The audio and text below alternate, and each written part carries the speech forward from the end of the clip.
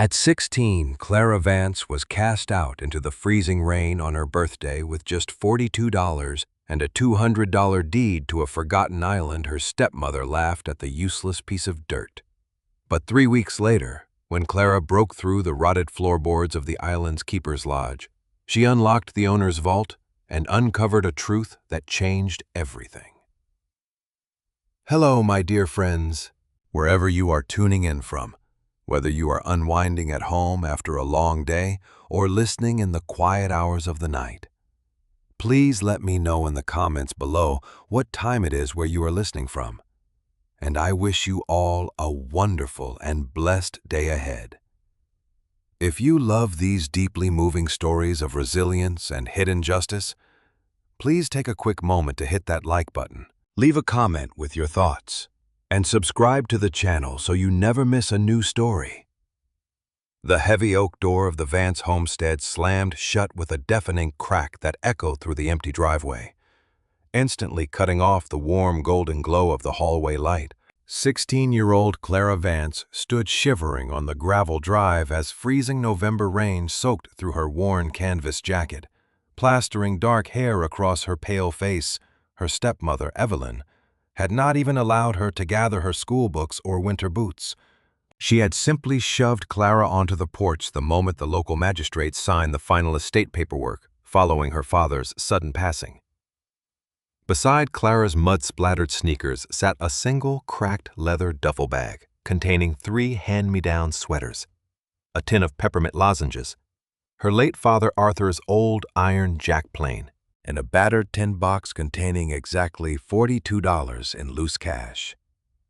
She knelt in the wet gravel, her fingers numb with cold, and pried open the rusted latch of the iron jack plane's wooden box, searching for any small trinket or memory of her father to anchor her against the rising panic in her chest. Deep within the lining of the tool chest, tucked behind a yellowed felt strip designed to shield the steel blade, her thumb brushed against a stiff piece of folded parchment bound with a rotting rubber band. Kneeling beneath the dim amber halo of the street lamp, Clara unrolled the paper and wiped away water droplets to reveal an official tax auction deed dated October 14, 1954, bearing her father's precise cursive signature at the bottom. The document recorded the purchase of a 3-acre tide-locked rock off the coast of Oakhaven, known as Isla de las Brumas, or Mist Island, acquired for the sum of $200 during a municipal foreclosure sale. Attached to the deed was a hand-stamped receipt marked with a circular seal showing a stone anchor and a tiny notch code stamped in crimson ink. Clara remembered how Evelyn had mocked her father at his bedside, calling Arthur a penniless dreamer who had squandered his life working as a humble stonemason, while secret debts consumed his dignity. Yet here in Clara's hands was proof that Arthur Vance owned something outright, a lonely, tide-locked island 6 hours north by regional bus. She gathered her canvas bag, tucked the parchment inside her inner jacket pocket, and began the long 3-mile walk toward the municipal transit station, determined not to let her stepmother's cruel laughter be the final word on her father's memory.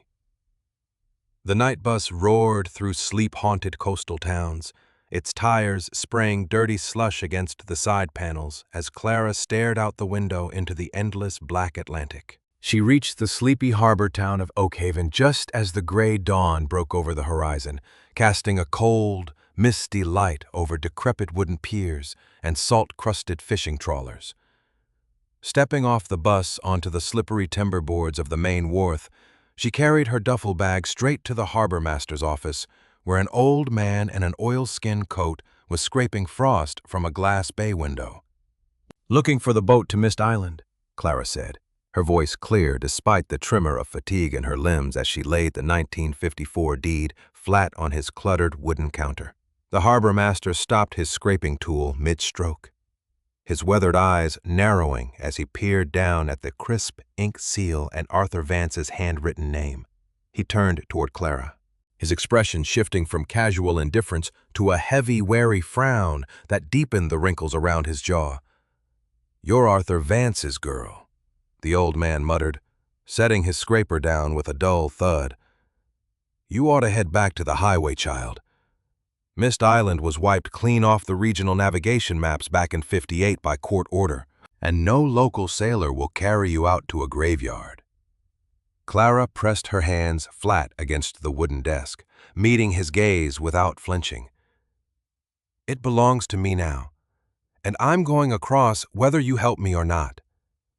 The harbor master stared at her for a long moment before letting out a slow, breathy whistle that drifted into the chilly morning air, pointing a gnarled finger toward a weathered wooden dock at the far end of the harbor where a single young mechanic was working on a diesel motor. Sammy Holt leaned over the exposed engine bay of his rusted blue pickup truck, a grease-stained wrench resting in his gloved hand as Clara approached the quiet edge of the wharf.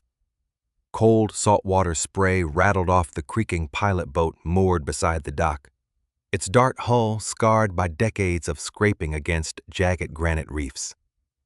When Clara held out the wrinkled 1954 deed, the young mechanic wiped his oil-smudged forehead with the back of his sleeve and squinted down at the hand-stamped seal of the stone anchor.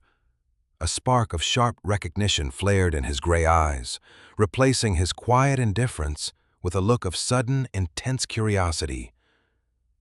"You're asking about Mist Island," Sammy said softly, his voice barely carrying over the rhythm of the crashing surf. "My grandfather says nobody goes near that rock because the shoals will tear a prop to ribbons.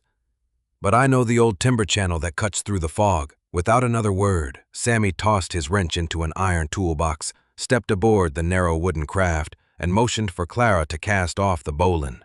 The ancient diesel motor sputtered to life with a heavy, rhythmic thrumming sound, belching a thin plume of black smoke into the biting coastal air as the vessel churned away from the Oak Haven docks. Dense banks of ocean fog rolled across the harbor mouth, swallowing the mainland in a wall of wet white haze until only the distant, mournful cry of an automated buoy marked their path. For 20 tense minutes, Sammy navigated the narrow channel by memory, his knuckles white on the wooden helm, while Clara stood at the bow, staring intently into the gloom. Gradually, the jagged black outline of Isla de la Bruma emerged from the mist, like a forgotten ghost ship rising from the sea. Towering granite cliffs crowned with thick, knotty pine trees guarded the perimeter, while at the island's high northern crest sat the decaying ruins of an old lightkeeper's lodge, its red brick chimney partially collapsed and covered in layers of salt-encrusted ivy. Sammy killed the boat's engine, letting the momentum carry them into a shallow gravel cove where the tide receded to expose slippery black seaweed and ancient wooden mooring posts. Clara jumped over the gunwale into ankle-deep water, the icy salt spray soaking through her sneakers as she pulled the bow line around a rusted iron ring set directly into the rock. "I'll keep the engine idling," Sammy called out over the sound of the wind, his eyes scanning the looming shadow of the abandoned forest. "If the tide turns in 2 hours, the sandbar shuts down, and we're trapped here until midnight." Clara nodded, hauling her canvas duffel bag higher onto her shoulder as she began climbing the steep, overgrown stone steps carved directly into the cliffside. The air on the island tasted heavily of copper and rotting spruce. Completely devoid of any bird calls or human sound, at the top of the ridge, the path opened up into a desolate clearing dominated by the lightkeeper's lodge, its weathered cedar shingles rotting off the timber framing in large, damp patches. Clara reached the front porch, where the heavy pine door hung open on rusted hinges, groaning softly whenever the ocean breeze pushed against its frame. Stepping across the threshold into the dark interior, her boots crunched over shattered window glass and dried pine needles that blanketed the floorboards. In the center of the main room stood a grand stone fireplace built from massive hand-cut granite blocks that had survived 70 years of Atlantic storms. Clara approached the hearth and brushed away a thick layer of soot from the mantelpiece, revealing a heavy brass plaque bolted securely into the stone. Engraved deeply across the metal surface were 8 words: "Look not to the sky, but to the stone." The enigmatic inscription sent a sharp shiver down Clara's spine as she traced the cold, carved letters with her thumb. Turning back toward the center of the room, she took a cautious step across the threshold toward a built-in pantry alcove near the kitchen door. Suddenly, the ancient oak floorboard gave way beneath her right heel with a loud, violent splintering sound, dropping her foot 3 inches into the floor void.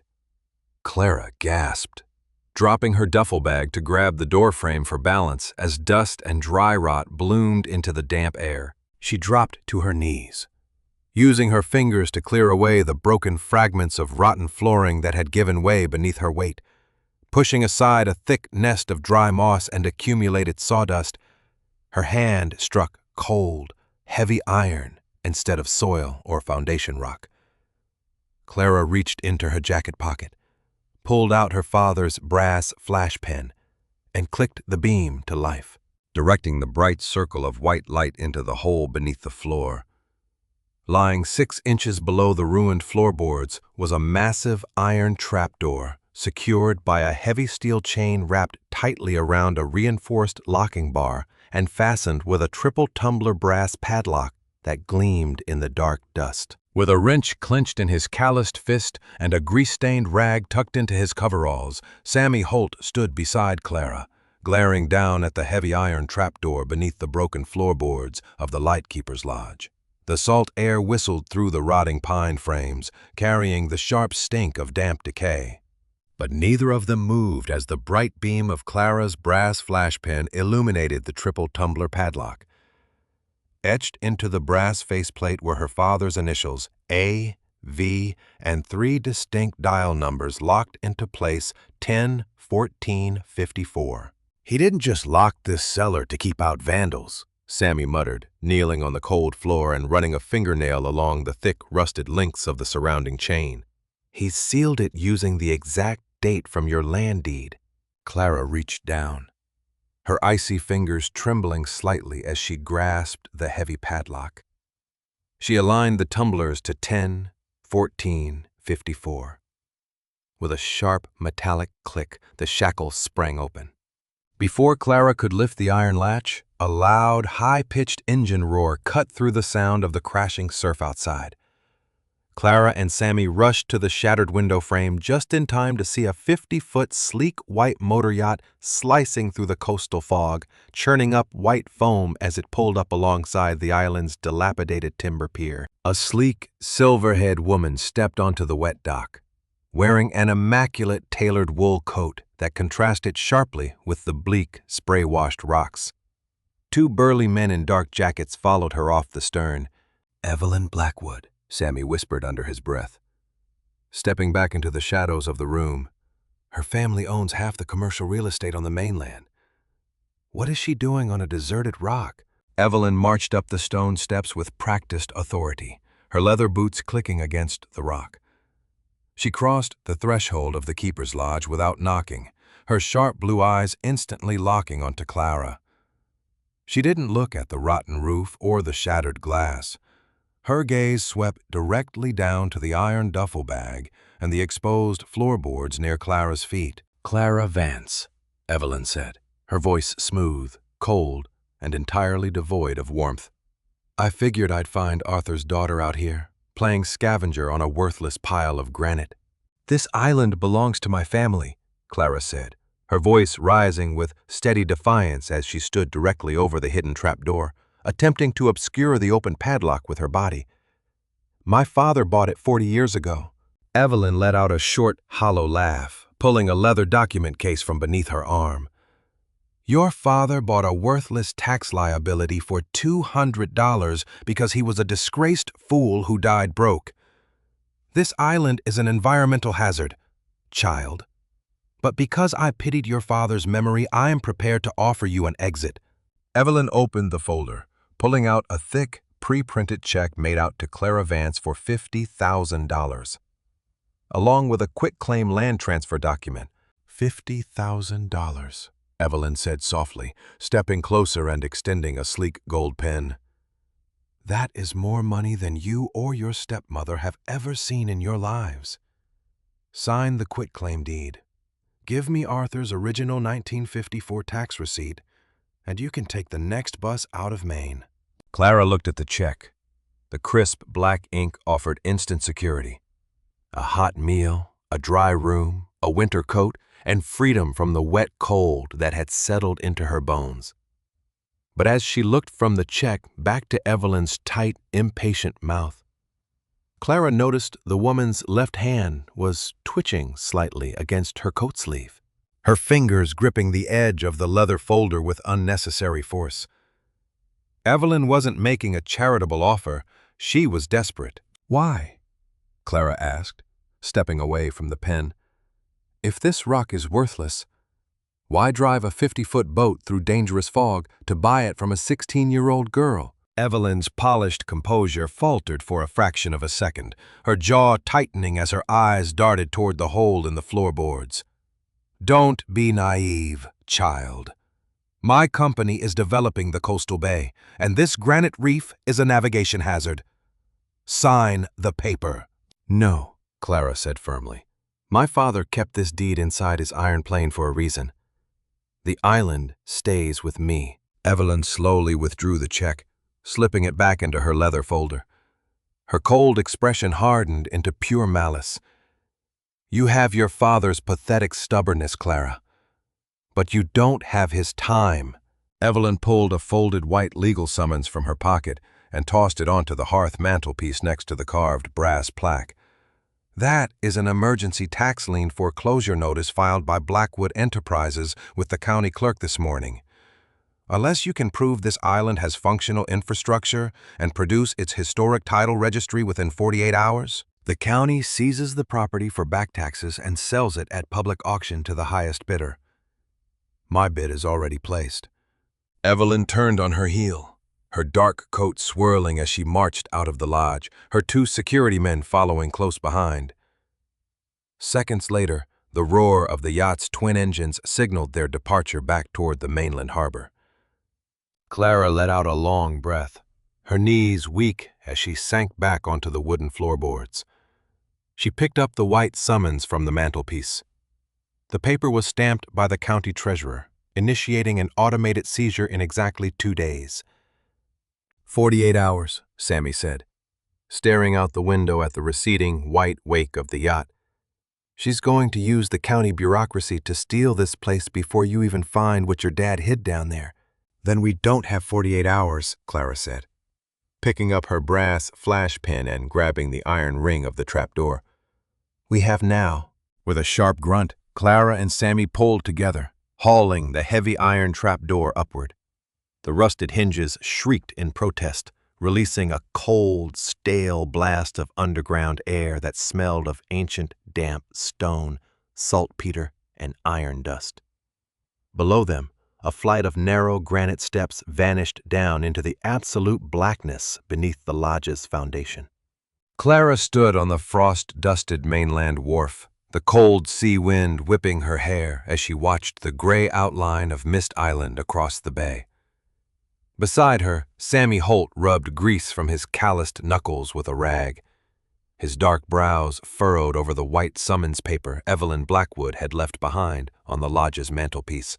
The emergency tax lien foreclosure notice gave Clara less than 48 hours to prove the island possessed functional infrastructure or produce its historic title registry before the county seized the property. "If we're going to fight that corporate foreclosure, we need to know why my dad was blacklisted in the first place," Clara said, her voice steady despite the cold settling into her bones.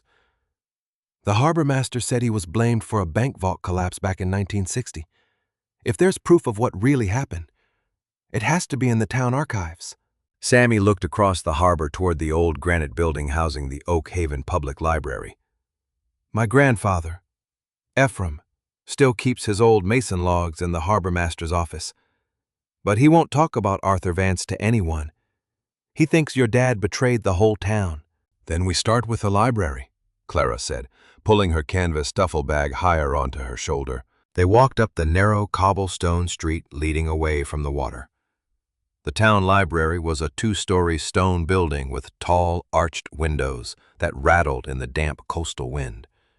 Inside, the air smelled of dry paper, aged oak and floor wax. Clara led Sammy straight to the basement archives, where rows of metal filing cabinets held decades of bound local newspapers and municipal records. Clara pulled a heavy canvas binder marked 1960 Regional Commerce and Disasters onto a wooden research table. She flipped through yellowed pages until a large front-page headline caught her eye. Oak Haven Savings Vault Collapse. Mason Arthur Vance accused of structural negligence. Beneath the headline was a blurry black and white photograph of her young father standing before a mound of crushed granite and twisted steel reinforcing bars. "Look at this," Clara whispered, pointing her finger at the photo. Sammy leaned over her shoulder, examining the image. "That's the old commercial bank building downtown, before Blackwood Enterprises bought out the block." Clara pulled a small magnifying glass from her pocket, a tool from her father's iron plane box, and placed it over the photograph. In the picture, Arthur Vance was not running away or hiding his face. He was holding a large, heavy iron key crafted with 5 distinct notch grooves radiating from its central shaft. Clutched in his other hand was a leather binder identical to the one Clara and Sammy had seen in the island cellar. "He didn't cause the collapse," Clara said softly, her thumb tracing her father's image. "He was trying to secure something inside before the building went down. That key doesn't belong to any standard bank safety deposit box." Sammy noted, staring at the 5-notched design. "That's a custom stonemason tumbler key. My grandfather uses similar designs for heavy granite locks." Clara closed the binder with a dull thud. "We need to talk to your grandfather. If anyone knows who cut that lock, it's him." They walked back down to the salt-crusted harbor master's office. Old Ephraim Holt sat behind his cluttered desk, scraping rust off a brass compass with a pocket knife when the wooden door clicked shut. Ephraim looked up, his weathered face hardening the moment his eyes landed on Clara. "I told you to leave this town, girl." Ephraim grunted, setting his knife down. "There's nothing on Mist Island for you except trouble." "My father didn't destroy that vault in 1960, Mr. Holt," Clara said, stepping forward and laying a photocopy of the library newspaper photograph flat on his desk. "He was saving the records. Look at the key in his hand." Ephraim glanced down at the paper, his hands freezing. His jaw twitched, and for a second, the harshness in his eyes flickered into deep sorrow. He reached out with a trembling, spotted hand and touched the image of the 5-notched key. "Arthur was the best stonemason on this coast," Ephraim said, his voice dropping to a low, raspy murmur. "When the old bank walls started settling, the council claimed Arthur used substandard mortar. They ruined his name overnight, drove him out of the guild, and Blackwood bought the whole shore for pennies on the dollar. But Arthur told me he built a double vault in the granite rock one that no bulldozer could ever crush." "Where is the key now?" Clara asked, her heart pounding against her ribs. "Arthur hid the master key before he left Oak Haven," Ephraim said softly, looking Clara straight in the eyes. "He said if his blood ever came back for the rock, they'd need to look where time doesn't stop." Before Clara could ask him what the riddle meant, a sudden, sharp screech of tires sounded outside the harbor office. A heavy black SUV with blacked-out windows slammed its brakes on the wet gravel drive right beside the dock. Sammy grabbed Clara's arm, pulling her back into the shadow of the doorway as the SUV's passenger window rolled down an inch. A heavy white envelope was tossed onto the wooden wharf planks, fluttering in the cold wind before the vehicle accelerated violently, its tires spraying salt water as it sped away into the fog. Sammy ran out and picked up the envelope. Written across the front in sharp, formal calligraphy was Clara's name. Inside was an urgent legal notice signed by Evelyn Blackwood's corporate attorneys, stating that the municipal building inspector had declared the island's keeper's lodge structurally unsafe and slated it for immediate demolition at sunrise. Clara and Sammy descended the steep granite steps into the icy blackness beneath the lightkeeper's lodge, their breath blooming in pale clouds against the damp air. The beam of Clara's brass flash pen cut through suspended dust, illuminating smooth stonework that was far too precise for an ordinary cellar foundation. Salt-crusted moisture dripped rhythmically from above, echoing through a long subterranean corridor carved directly out of the island's granite bedrock. At the end of the stone passageway stood a heavy, oak-paneled door fitted with double iron bands, its surface surprisingly free of rot. Clara stepped forward, resting her hand against the chill timber, and pushed it open with a low, groaning creak that resonated through the cavern. The chamber inside was dry, preserved by natural air vents cut into the high stone ceiling. Rows of heavy wooden shelving lined the walls, filled not with trash or discarded gear, but with thick steel toolboxes, stonemason chisels, oil-soaked rags, and iron measuring calipers carefully arranged in velvet-lined trays. In the center of the room rested a solid mahogany desk topped with a thick brass lamp and a heavy leather-bound volume stamped with Arthur Vance's personal seal. Clara approached the desk, her heart pounding as she gently laid her fingers on the aged cover.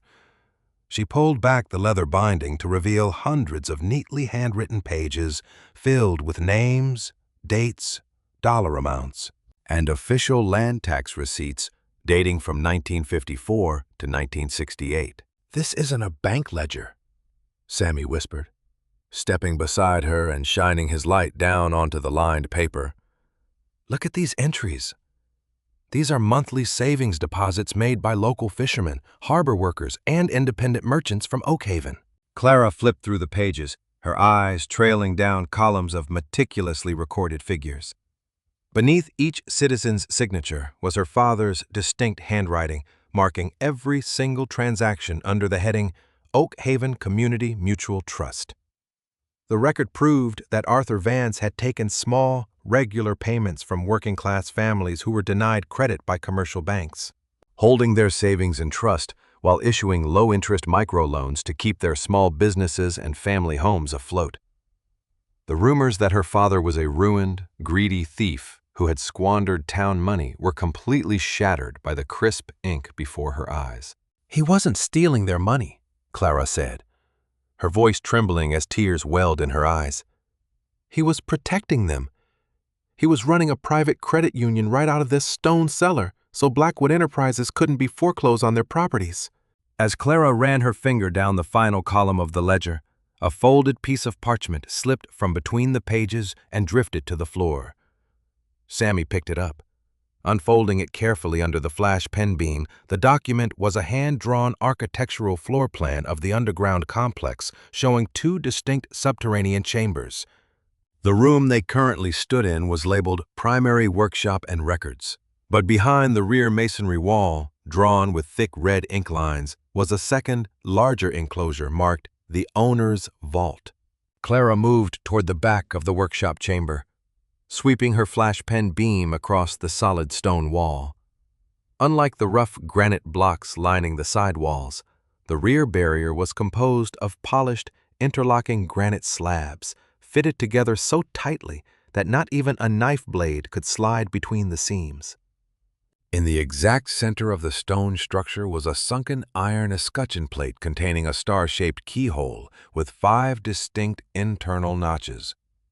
It was the exact duplicate of the locking mechanism pictured in the 1960 library archive photo of her father. "The key from the photograph," Sammy murmured, examining the star-shaped iron plate.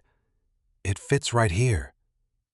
If that key unlocks this granite wall, whatever is inside that vault can clear your dad's name and stop Evelyn Blackwood's foreclosure before the deadline." Before Clara could respond, a hollow, muffled thud echoed down the stone staircase behind them, followed by the heavy crunch of gravel on the upper lodge floorboards. Flashlight beams flickered wildly across the cellar entrance ceiling, and 2 harsh male voices began calling out to one another in the room above. Blackwood's hired men had arrived at the keeper's lodge with sledgehammers, preparing to begin the unauthorized structural demolition of the property before dawn, while Blackwood's hired men pounded on the rotted floorboards above.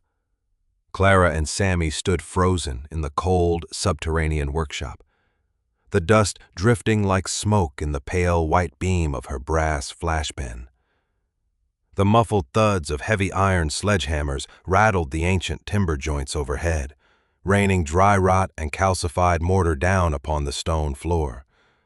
Clara pressed her back against the cool, interlocking granite blocks of the rear wall, her fingers tracing the sharp, recessed contours of the star-shaped keyhole.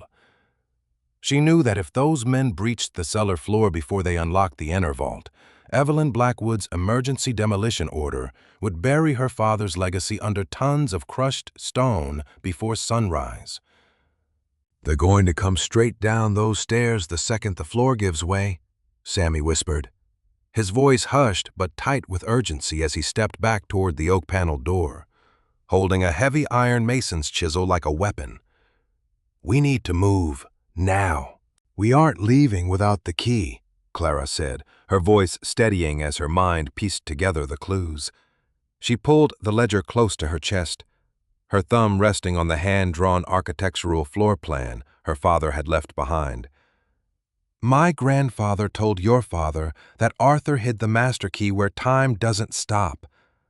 He was talking about a mechanical clock." Sammy looked at her, his eyes widening in sudden realization. "The municipal clock tower in the center of Oakhaven. It's the only original Victorian clockwork mechanism still running in the entire county. My grandfather used to hand-wind its pendulum weights every Sunday morning." Clara pointed her light toward the hollow ceiling beam directly above the mahogany desk. There, carved into the dark heartwood, was a tiny stonemason's mark, a stylized star surrounded by 5 precise notches, identical to the iron escutcheon plate behind her. Next to the mark, tucked deep within a narrow joinery slot, was a bundle of yellowed, ribbon-tied letters. Clara reached up, her fingers barely skimming the dusty timber, and pulled the packet free. She untied the faded blue ribbon and unfolded the topmost sheet of heavy cotton paper. The elegant cursive script belonged to her grandmother, Martha Vance, written in the late autumn of 1960. "My dearest Arthur," the letter read. "The Blackwood agents have posted guards at the municipal bank, claiming you took the ledger. They do not understand that a man who cuts stone builds for generations, not for temporary profit. I have hidden the 5-notched key where you instructed, inside the brass pendulum housing of the town clock, high above the ocean spray. If our Clara ever comes seeking the truth of who you were, teach her to trust the weight of the stone." Clara clutched the letter to her chest, a sudden wave of warmth washing through her despite the bitter underground chill.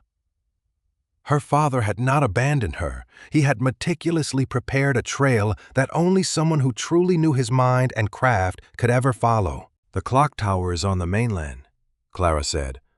Turning to Sammy, "We have to get back across the water before Blackwood's men realize there's a lower chamber." Suddenly, a deafening crack shattered the silence above as a massive section of floor timber collapsed into the far corner of the cellar, releasing a thick cloud of plaster dust and pine debris. Through the newly formed hole, a bright halogen flashlight beam cut through the dark, illuminating the granite steps. Heavy, steel-toed boot heels crunched onto the top step as one of the hired men shouted down into the dark, "Hey, someone left a light down here. Check the lower room." "Move," Sammy hissed, grabbing Clara's forearm and pulling her away from the desk toward a narrow side alcove covered by a rot-eaten canvas tarp. Behind the tarp was a shallow masonry drainage chute built to carry ocean seepage out through the cliffside. Clara squeezed her shoulders into the wet granite opening first, dragging her father's leather duffel bag behind her, while Sammy backed in right behind her, carefully pulling the heavy canvas tarp back into place to cover their entry. As they crawled through the tight, damp chute, the sounds of heavy boots stomping across the workshop floor echoed behind them. Blackwood's men cursed in frustration, their flashlights sweeping over the desk, the tools, and the solid granite wall of the vault, entirely missing the small drainage exit buried beneath the timber scrap in the corner. Seconds later, Clara and Sammy emerged out onto the icy, slick granite ledge on the eastern face of Mist Island, 50 feet above the crashing black waves of the Atlantic. A howling coastal gale had swept in from the north while they were underground, driving heavy sheets of freezing rain against the jagged rocks and turning the harbor channel into a white-capped cauldron of churning salt water. They scrambled down the treacherous, rain-slicked stone steps toward the hidden cove where Sammy's wooden pilot boat was moored. The vessel was tossing violently against the timber pilings, its mooring lines straining under the rising tide that threatened to submerge the sandbar entirely. "The tide is cresting," Sammy yelled over the roaring wind, jumping down onto the slippery deck and reaching up to grab Clara's hand as she leaped across the churning foam. "If we don't clear the shallow channel in the next 10 minutes, the shoals will trap us against the rocks until morning." Clara untied the bowline, her frozen fingers working furiously against the stiff, waterlogged hemp, and pushed off from the pier. Sammy yanked the engine pull cord 3 times before the ancient diesel engine sputtered into a rough, deafening roar. Its exhaust plume whipped away instantly by the gale-force wind as the small boat fought its way out of the cove, slicing through 5-foot swells that poured icy seawater over the gunnels. Clara looked back at the darkening silhouette of Mist Island. Up on the high ridge, through the driving rain and thick sea fog, she could see the flickering lights of Blackwood's crew moving around the lightkeeper's lodge like scavengers. Clara sheltered her father's ledger beneath her wool coat, her jaw set with stubborn determination as the pilot boat plunged into the black waves toward the mainland. She knew the clock tower in Oakhaven held the 5-notched key, but with the storm rising and the municipal demolition crew scheduled for sunrise, she had less than 12 hours to climb the clockwork tower, retrieve the key, and break the granite seal before everything her father had built was erased forever. The clockwork chamber of Oakhaven's municipal clock tower smelled of aged bronze, dry tallow, and century-old dust suspended in the bitter Atlantic air that whistled through the slatted wooden louvers. 16-year-old Clara Vance clung to the ice-slicked wooden ladder, her fingers numb inside her damp canvas gloves as the gale outside rocked the tall brick spire. Down below, through the open hatch in the floor, Sammy Holt stood on the narrow gear platform, holding a brass lantern steady to illuminate the towering iron assembly above. "The wind is picking up," Sammy called out, his voice echoing off the curved brick walls. "The tide at the bay has already passed the 3rd piling. If we're going to get back across to Mist Island, we have to move now." Clara adjusted her father's canvas duffel bag across her back, planted her boots securely on a rusty iron rung, and hauled herself up into the main mechanical housing. Directly above her head hung the primary copper pendulum, a massive 6-foot rod suspended between 2 hand-forged cast-iron frames. At the center of the brass counterweight, tarnished to a deep, dark patina by 70 years of salt air, was a raised stonemason's emblem, a 5-pointed star surrounded by 5 precise carved notches. "It's here," Clara whispered, her breath blooming in a thick white plume against the freezing dark. She reached out, her fingers trembling slightly as her palm made contact with the cold metal face of the pendulum weight. In the hollow alcove beneath the pendulum's center dial, hidden behind a spring-loaded brass access panel stamped with Arthur Vance's initials, rested an intricate iron object. Clara slid her hand inside the narrow housing and pulled free a heavy, 5-notched iron key. The key was nearly 8 inches long, its central shaft bound with hand-turned brass wire and capped with a 5-pointed star bow that mirrored the granite lock face beneath Mist Island. As her fingers tightened around the heavy key, a loud, violent crack shattered the silence of the tower. The ancient spruce floor, beam supporting the upper ladder platform, weakened by decades of dry rot and rainwater leakage, split down its center grain. With a sickening groan of rending timber, the central walkway collapsed beneath Clara's feet, dropping 30 feet down through the middle of the tower into the darkness below. Clara gasped, dropping the duffel bag as both hands leaped upward instinctively, grabbing the heavy iron support frame of the pendulum assembly. The brass pendulum swung violently under her sudden weight, its rhythmic ticking jolting into a harsh, metallic grind as gear teeth bound up inside the main drive housing 50 feet above the floor. "Clara!" Sammy screamed from the lower landing, leaning out over the open void as dust, splintered floorboards, and ancient plaster rained down around him. Clara swung helplessly in the open shaft, her feet kicking empty air. Her frozen fingers began to slip along the oil-slicked iron frame of the pendulum. Beneath her, the sharp edges of broken joists and jagged iron gear teeth waited in the pit. "I can't hold on," Clara choked out, her arms shaking with exhaustion. "The metal is too slick." "Don't let go," Sammy yelled. He scrambled onto the remaining 3-inch ledge anchored against the brick wall, reaching out with an old iron maintenance hook he had grabbed from the clockmaker's workbench. "Extend your leg toward the corner brace. I'm reaching for your jacket." Clara swung her left foot outward, slamming her boot heel onto the narrow ledge of a structural granite corner bracket set into the brickwork. The stone held. With a final, desperate surge of strength, she heaved her upper body sideways, allowing Sammy to hook the iron rod into the strap of her canvas bag and yank her across the gap onto the solid stone landing. They both collapsed against the damp brick wall, panting heavily as the massive pendulum behind them ground to a shuddering halt. Its ancient ticking silenced for the first time in a century. Clara sat up, her chest heaving, and opened her tightly clenched fist.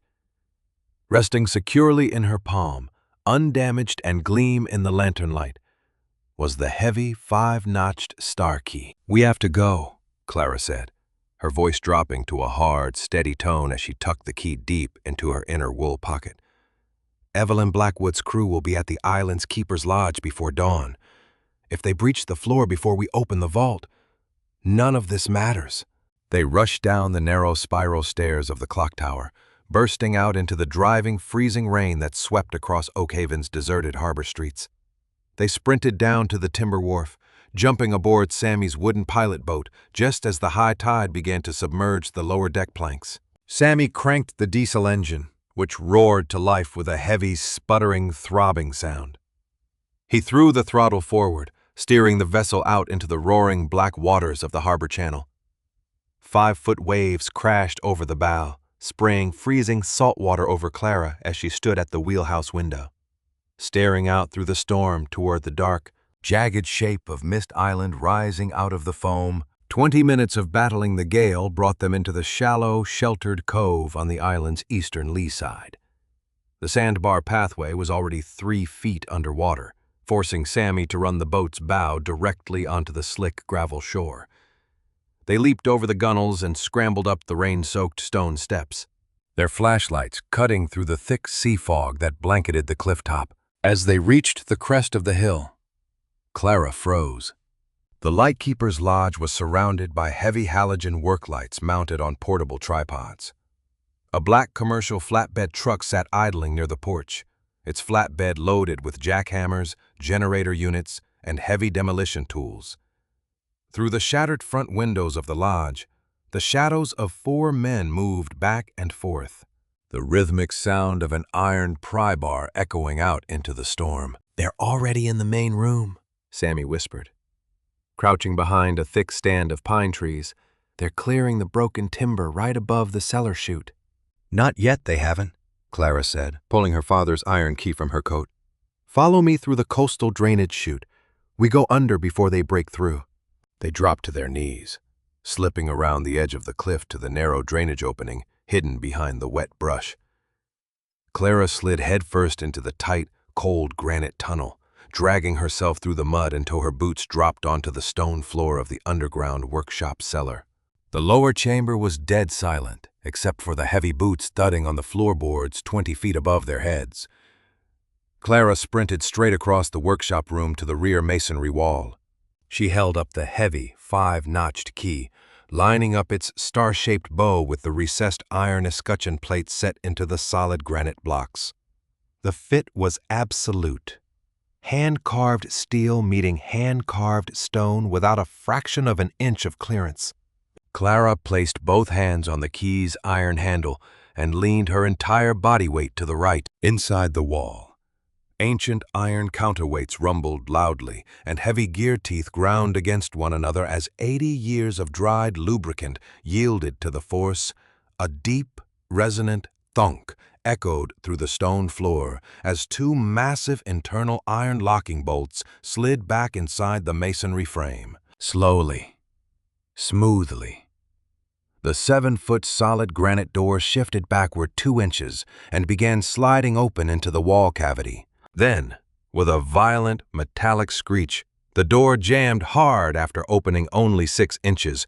Deep inside the dark void behind the granite slab, a heavy mechanical tripwire snapped, and an ancient brass emergency warning bell began ringing loudly, its high-pitched chime echoing through the stone floorboards and straight up into the room where Blackwood's men were working. The high-pitched chime of the brass emergency warning bell echoed inside the dark granite void, its metallic vibrations ringing through the stone floorboards and straight up into the upper lodge room where Evelyn Blackwood's demolition crew was working. Clara Vance stood frozen in the cold cellar dampness, her hands still clutched around the heavy 5-notched iron key inserted into the sunken escutcheon plate. Beside her, Sammy Holt held his breath, his eyes fixed on the ceiling as the heavy thudding of boots above suddenly stopped. "What the hell was that?" a voice shouted from the upper floorboards. "Sounded like an alarm bell down below." "Forget it," another man barked back. "Clear those heavy timbers so we can drop the jackhammer setup before the inspector gets here at dawn." Clara let out a slow, quiet breath, her pulse hammering in her throat. The heavy, 7-foot granite vault door had slid open 6 inches before jamming violently on rusted grit and age-old sediment trapped in the iron track.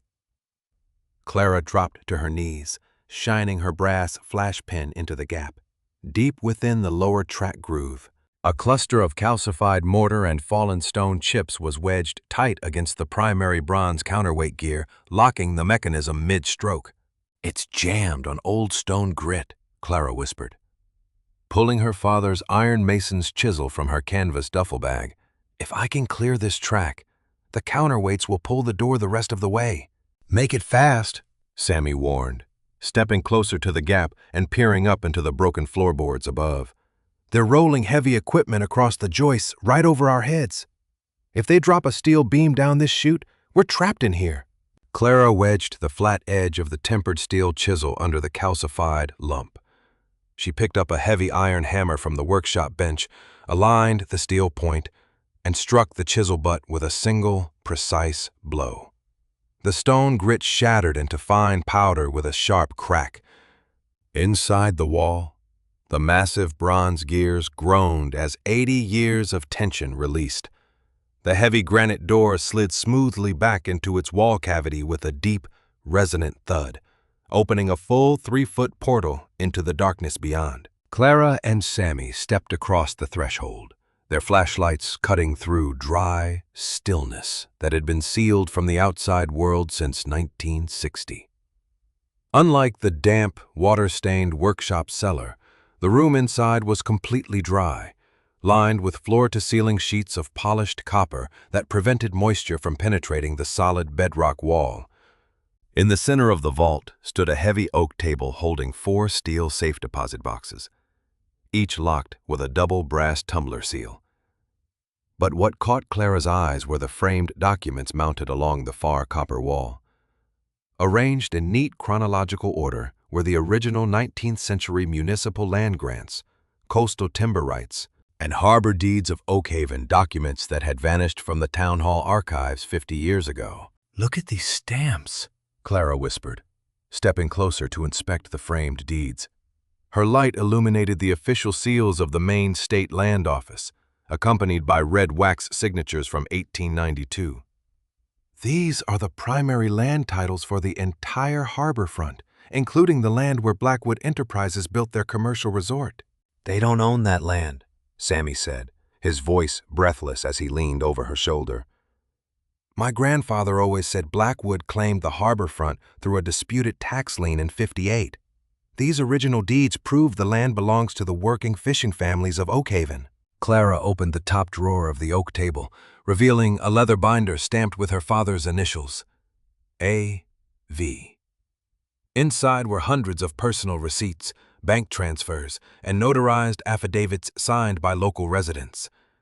Arthur Vance had spent 15 years tracking down the scattered heirs of Oak Haven's founding families, quietly purchasing their disputed land titles and securing them inside this granite vault so Blackwood Enterprises could never legally evict them. Next to the binder lay a small black and white photograph of her father as a young man, standing beside Ephraim Holt on the deck of a timber boat, both of them holding up the original 5-notched key with proud, tired smiles.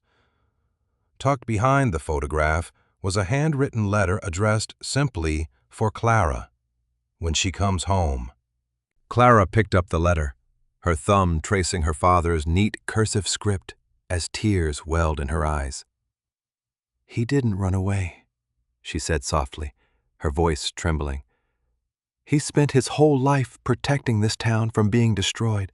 Suddenly, a loud, violent explosion shattered the quiet of the vault as a 50-pound pneumatic jackhammer bit into the floorboards directly above the workshop room.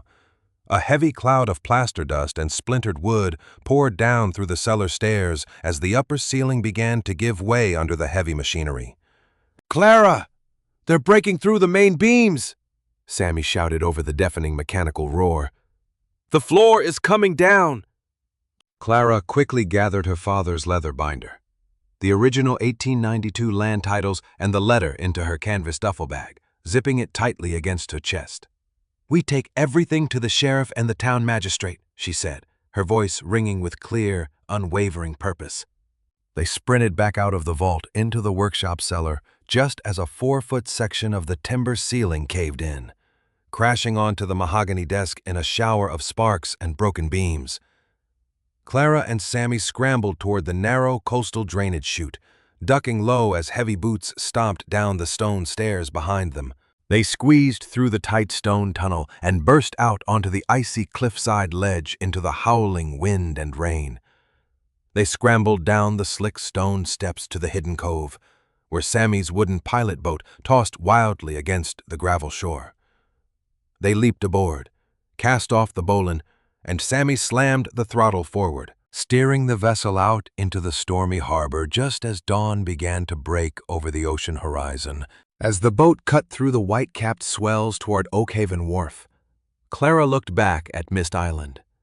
Up on the high ridge, through the gray morning mist, 2 flashing blue police lights were pulling up along the harbor road on the mainland, accompanied by a crowd of local fishermen who had gathered at the dock after hearing the morning bells. Standing on the wharf waiting for them, holding his grandfather's iron oilskin coat against the wind, was old Ephraim Holt, accompanied by the town sheriff and the municipal magistrate. Beside them stood Evelyn Blackwood, dressed in her dark coat, holding an emergency eviction order as she pointed angrily toward the incoming boat. Clara stood at the bow of the pilot boat, her wet hair blowing in the wind, her hands gripping her father's canvas bag tightly against her chest as the boat glided up alongside the timber pier.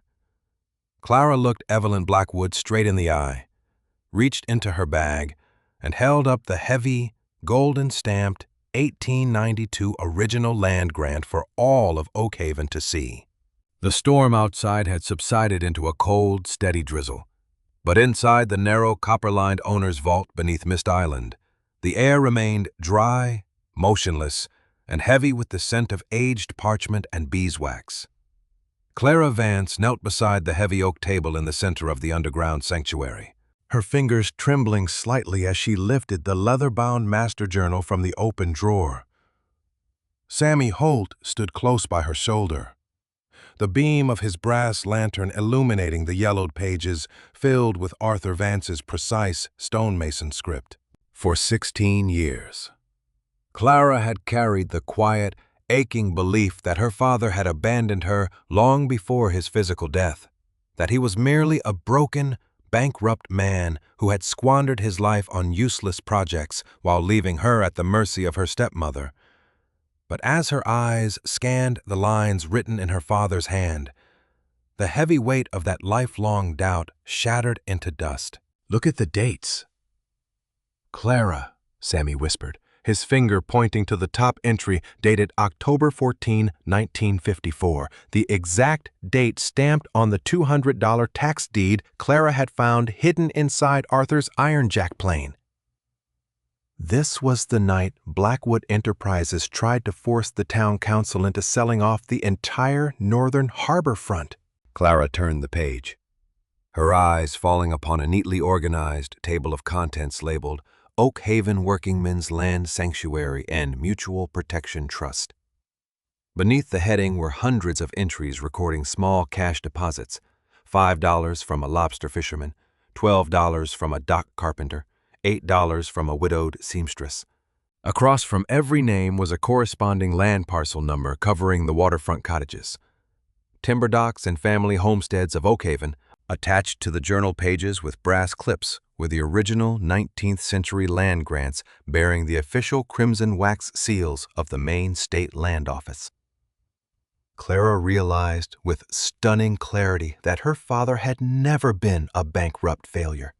When Blackwood Enterprises had used corrupt local officials to stage false tax forfeitures and destroy the original municipal records in the 1960 bank vault fire, Arthur Vance had used his skills as a master stonemason to build this bomb-proof, moisture-sealed vault deep beneath the island's granite bedrock. He had quietly purchased the original land titles from impoverished families using his own hard-earned savings, securing their property rights here where no corporate bulldozer or corrupt court order could ever touch them.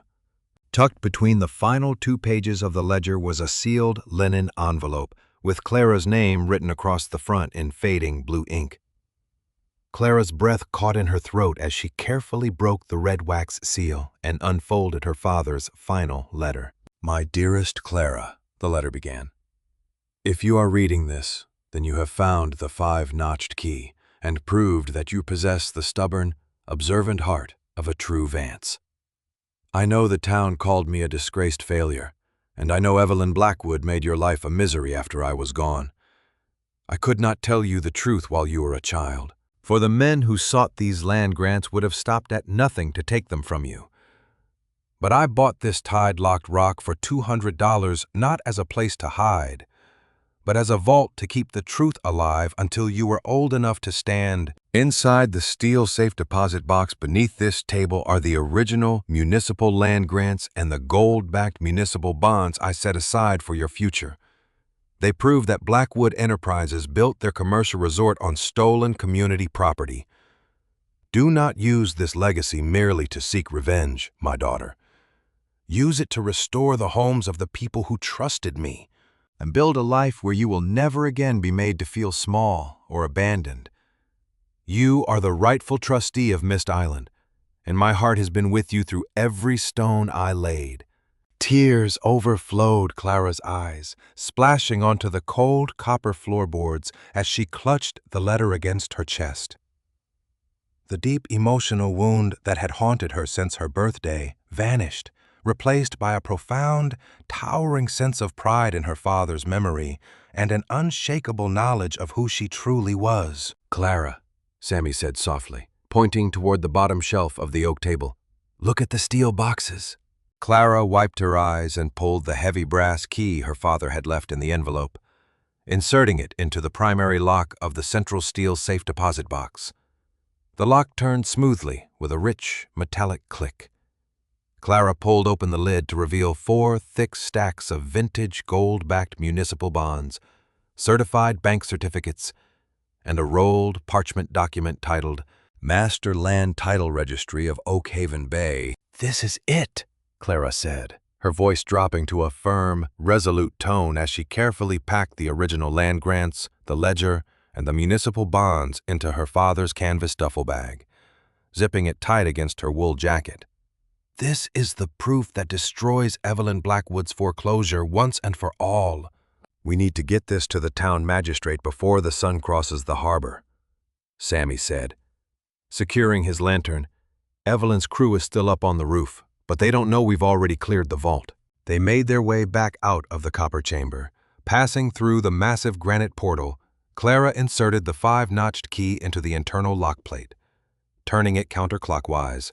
With a deep, resonant rumble of counterweights, the solid granite door slid smoothly back into its frame, sealing the inner vault behind a seamless wall of polished stone that looked identical to the surrounding bedrock. They hurried through the subterranean workshop, avoiding the pile of fallen ceiling timber where Blackwood's jackhammer had broken through, and squeezed through the wet granite drainage chute, emerging out onto the rain-slicked cliffside ledge. Clara looked up toward the lightkeeper's lodge. The halogen work lights were flickering, and the sound of heavy machinery had ceased as Blackwood's men searched the perimeter in confusion, realization setting in that the lower chamber was empty. Clara and Sammy scrambled down the steep stone steps to the cove, where the wooden pilot boat was bobbing gently in the calm morning water. They leaped aboard, and Sammy cranked the diesel engine, which roared into life on the first pull. He threw the throttle forward, steering the boat out of the bay toward the mainland as the first golden rays of dawn broke through the vanishing storm clouds, illuminating the tall brick lighthouse tower atop Mist Island. When the pilot boat glided up alongside the main timber wharf of Oakhaven, the entire harbor front was crowded with local townspeople, fishermen, and harbor workers who had gathered after hearing the clock tower bells. Parked on the gravel drive sat 2 Black County police cruisers alongside Evelyn Blackwood's luxury sedan. Evelyn Blackwood stood at the edge of the dock, flanked by her corporate lawyers and the county sheriff, holding the emergency eviction paper in her gloved hand.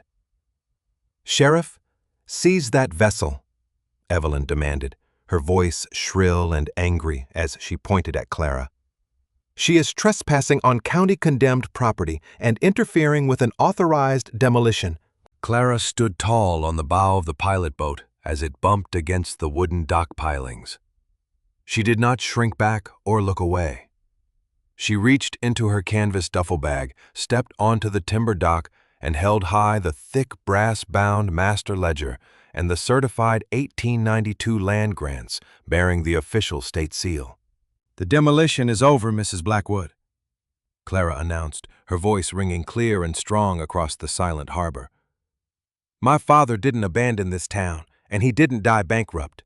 He held the original land titles to every pier, dock, and homestead on this bay, and I am here as the legal trustee of Mist Island to return them to their rightful owners." Standing on the salt-crusted timber planks of Oakhaven's main public wharf, 16-year-old Clara Vance lifted her late father's heavy canvas duffel bag higher onto her shoulder, her jaw set with unwavering determination as the morning sea mist settled over the gathered crowd. Beside her, Sammy Holt cut the diesel engine of the wooden pilot boat, letting the vessel drift gently against the thick dock pilings as the quiet murmur of coastal townspeople rippled through the chilly sea air. At the head of the pier, dressed in her tailored wool coat, Evelyn Blackwood stepped forward alongside her corporate attorneys, a high-ranking county magistrate, and the local sheriff. Evelyn held a crisp, fresh emergency eviction document in her gloved hand, her cold blue eyes sharp with arrogance as she pointed a finger directly at Clara. "Sheriff, seize that vessel and arrest both of those children immediately," Evelyn commanded, her voice cutting shrilly over the lapping waves. "They are trespassing on county-condemned property, violating a public safety closure, and actively interfering with an authorized municipal demolition on Mist Island."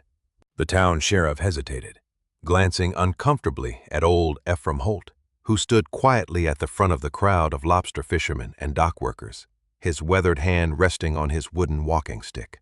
Clara did not shrink back, nor did she allow her gaze to drop. She took 3 slow, deliberate steps up the wooden dock ladder, stepping directly onto the main pier until she stood less than 5 feet from Evelyn Blackwood. From inside her canvas bag, Clara pulled the thick, brass-bound master journal and a sheaf of heavy, ribbon-tied parchment documents bearing the crimson wax seals of the Maine State Land Office from 1892. "The demolition on Mist Island is officially over," Mrs. Blackwood, Clara said, her clear voice carrying across the entire harbor. "My father, Arthur Vance, was not a bankrupt failure. and he never stole a single dollar from this town. For 40 years, you and your family's corporation built an empire on the lie that the original harbor land titles were destroyed in the 1960 bank fire. But my father saved them.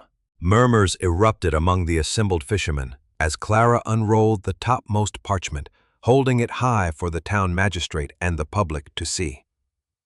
The ancient gold-embossed seal gleamed in the early morning sunlight, displaying the uninterrupted 19th-century land grants for the entire Oak Haven harborfront, the commercial docks, and the surrounding family homesteads. These are the original certified land titles to every working-class property in Oak Haven, Clara continued, stepping closer to the magistrate and handing him the leather binder. My father bought Mist Island for $200 in 1954, not to isolate himself, but to construct a bomb-proof, moisture-sealed granite vault beneath the Keeper's Lodge to safeguard these records. Every deposit, every transaction, and every original deed was recorded in this ledger under the Oak Haven Community Mutual Trust. The town magistrate adjusted his glasses, his hands trembling as he turned the aged pages of Arthur Vance's master ledger. He examined the crimson wax seals, comparing them directly to the historical registry stamps of the county. Beside him, the sheriff leaned over, his eyes widening as he recognized the signature and land parcel of his own grandfather's fishing pier listed under the trust's protection. These are authentic 1892 state land grants, the magistrate declared, his voice filled with awe as he looked up at the crowd. Which means Blackwood Enterprises never legally held the title rights to the commercial waterfront. The land has always belonged to the town's founding families, held in trust by Arthur Vance. Evelyn Blackwood's face paled, her icy composure shattering in an instant as her lead lawyer leaned in, whispering frantically into her ear before pulling his briefcase shut. This is a fraud, a complete fabrication made by a homeless child. Evelyn spat, her voice trembling with fury. It isn't a fraud, Evelyn. Old Ephraim Holt shouted from the crowd, stepping forward and resting a heavy hand on Clara's shoulder. Arthur Vance took the blame and suffered in silence for 50 years to protect us from your family's greed. His daughter brought back our honor. A resounding cheer erupted from the townspeople as fishermen, local merchants, and dock workers pushed forward, surrounding Clara with tears, handshakes, and shouts of gratitude. The sheriff stepped in front of Evelyn Blackwood, issuing an immediate stay on all demolition orders and serving her attorneys with an injunction to freeze Blackwood Enterprises' waterfront assets pending a full judicial review. Evelyn turned on her heel and retreated toward her luxury sedan, her corporate empire crumbling around her as the town council formally recognized Clara Vance as the rightful sole trustee of the Oak Haven Community Trust and owner of Mist Island. 3 months later, the morning sun broke brightly over a calm blue Atlantic horizon. The fog that had shrouded Isla de la Brumas for generations seemed to lift forever, revealing the newly restored Lightkeeper's Lodge standing proudly atop the island's high granite ridge. Clara stood on the lodge's front porch, wearing a warm wool sweater and sturdy work boots, looking out across the harbor channel. Beside her stood Sammy and Ephraim Holt, wiping timber dust from their hands after completing the final repairs on the keeper's porch. Down at the pier, small ferries carried local townspeople and school groups back and forth, visiting the newly established Arthur Vance Maritime Heritage Museum, housed in the Upper Lodge. With the gold-backed municipal bonds recovered from the owner's vault, Clara had officially cleared all back taxes, dissolved her stepmother's predatory claims, and funded a permanent trust that guaranteed free property rights and microloans for Oak Haven's working families. She had used her father's stone-carving tools to personally repair the brass plaque on the main lodge hearth, leaving her father's memory honored for all time. Clara reached into her pocket, pulling out the heavy, 5-notched star key that had unlocked her family's legacy. She smiled, looking across the water toward the bustling mainland dock where her father's name was now carved in pristine granite above the town hall entrance. She was no longer homeless, alone, or abandoned in the rain. She was home, standing securely on her own island, the proud daughter of Arthur Vance, guardian of the coast.